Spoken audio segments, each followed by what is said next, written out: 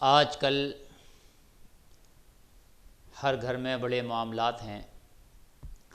دیکھنے میں آ رہا ہے کہ میاں بیوی کے جھگڑے اتنے بڑھ گئے ہیں کہ کورٹ کچہری کے اندر ایسا محسوس ہوتا ہے کہ تقریباً 30 سے 40% مقدمات جو ہیں وہ میاں بیوی کے ہی حوالے سے ہیں۔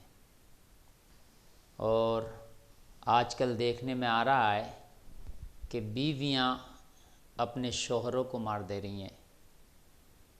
آج کل ایک معاملہ بڑا وائرل چل رہا ہے کہ کوئی لڑکی ہے، اس کا نام شاید مسکان ہے، کیا ہے، اس لڑکی نے اپنے پتی کو مار ڈالا اور کسی اپنے اجنبی فرینڈ سے مل کر کے یہ سازش رچائی اور اس کی ہتیا کر دی۔ افسوسناک خبر اور یہ افسوس کی بات ہے کہ بتائیے آپ، شوہر زندگی کا ایک مقصد ہے عورت کی زندگی جینے کے لیے شوہر اتنا ضروری ہے کہ جتنا ضروری ایک چھوٹے بچے کے لیے ماں کا آنچل ہے۔ بغیر شوہر کے عورت لاوارث ہے۔ لیکن آج اس دنیا کی رنگ رنگیلیوں میں ایسا پھنس گئے لوگ کہ وہ بھول گئے کہ ایک دوسرے کے کیا حقوق ہیں۔ قربان جاؤں میں اسلام کی فکر پر اور اسلام کے طریقے پر کہ مذہب اسلام نے شوہر کا وہ مقام اور وہ رتبہ رکھا ہے۔ مارنا تو دور کی بات، آج دیکھنے میں آ رہا ہے کہ کتنی عورتیں اپنے شوہروں کو مار ڈال رہی ہیں، مروا دے رہی ہیں۔ لیکن مذہب اسلام کو پڑھو تو خدا کی قسم مارنا تو دور کی بات، شوہر کے سامنے بیوی کو حکم ہے کہ اونچی آواز میں بھی نہ بولے۔ یہ ہے مذہب اسلام۔ لیکن کاش مذہب اسلام پڑھا ہوتا لوگوں نے، لوگ مذہب اسلام کو پڑھنے کی کوشش کرتے، اس سے کچھ سیکھتے۔ لوگ تو اسلام کی برائیاں تلاش کرنے میں لگے ہیں، لوگ تو مذہب اسلام کی مخالفت میں لگے ہیں، اسلام کی اچھائیوں کو بھی برائی میں کنورٹ کر کے لوگوں کے سامنے پیش کرنے میں لگے ہیں۔ لیکن کاش مذہب اسلام کی حقیقت کو جان جاتے تو آج یہ برائیاں، یہ خرافاتیں، یہ جو قتل غارت، یہ جو فسادات دنیا کے اندر ہو رہے ہیں، دنیا خدا کی قسم ان ساری چیزوں سے پاک ہو جاتی۔ مذہب اسلام کیا سبق دیتا ہے؟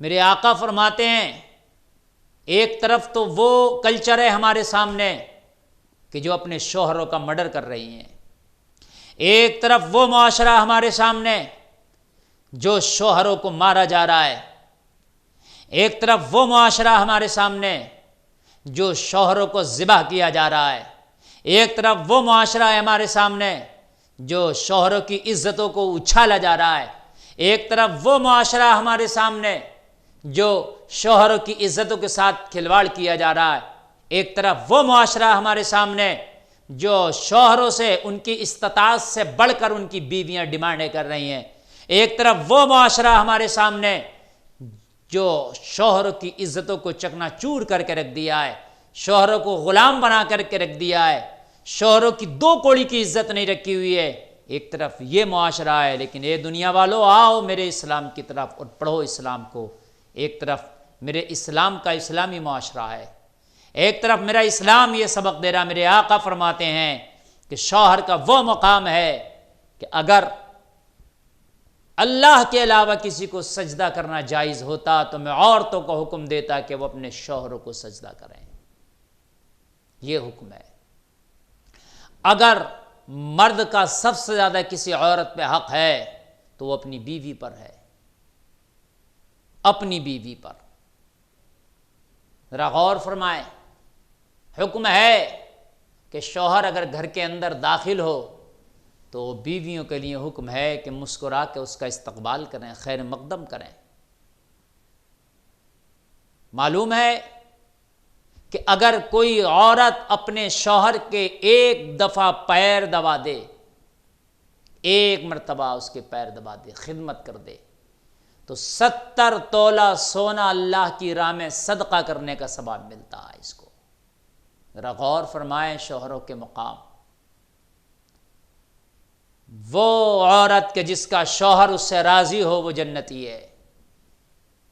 شوہروں کے سامنے بدتمیزیاں نہ کیا کرو، شوہر کے سامنے بلند آواز میں نہ بولا کرو، اپنے شوہروں کی عزتوں کو نیلام نہ کیا کرو، دوسروں کے سامنے اپنے شوہروں کو بے عزت نہ کیا کرو، دوسروں کے سامنے اپنے شوہروں کی عزت کو نیچا نہ کیا کرو۔